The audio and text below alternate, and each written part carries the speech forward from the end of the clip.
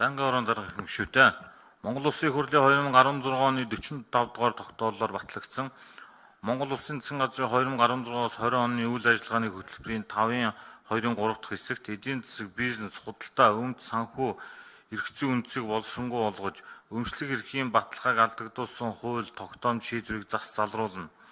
4-ийн 1-ийн 3 дахь хэсэгт байгаль орчны багц уулыг хэрэгжүүлэх цогц арга хэмжээ авч байгаль орчин, хүний эрүүл мэндэд сөрөг нөлөөтэй үйлдвэрлэл үйлчилгээний болон байгалийн нөөцийн хууль бус ашиглалтанд тавих хяналтыг сайжруулна. 4-ийн 2-ын 8 дахь хэсэгт байгаль орчинг хамгаалах, байгалийн нөөц соёлыг зохистой ашиглах чиглэлээр эрх зүйн зохицуултыг боловсронгуй болгож ашиглалтын үр өгөөжийг сайжруулна гэж Монгол Улсын хурлын 2017 оны 11-р тогтоолоор баталсан Монгол Улсын хууль тогтоомжийг 20 он хүртэл боловсронгуй болгох үндсэн чиглэл, байгаль орчныг хамгаалах тухай, ус бохирдуулсны төлбөрийн тухай, химийн хорт болон аюултай бодисын тухай хуульд нэмэлт өөрчлөлт оруулах тухай хуулийн төслийг боловсруулж батлуулахаар заасан. Ажлын хэсэг байгуулах тухай хууль зүйн дотоод хэргийн сайдын 2017 оны А68 дугаартай, хууль зүйн дотоод хэрэг байгаль орчин аюулж үйлчилгээний сайдын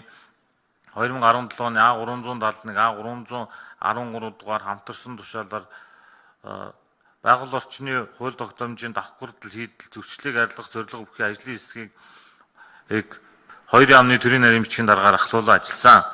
Энэхүү ажлын хүрээнд байгаль орчныг хамгаалах тухай, аялал жуулчлалын тухай, амьтны тухай, агаарын бохирдлын тухай, байгалийн ургамлын тухай, байгаль орчин нөлөөлөх байдлын үнэлгээний тухай,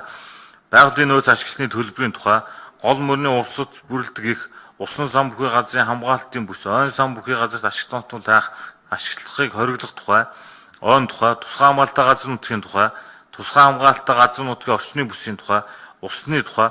ус бохирдуулсны төлбөрийн тухай, ус цагур орчны шинжилгээ орчныг хяналт шинжилгээний тухай, химийн хорт болон аюултай бодисын тухай,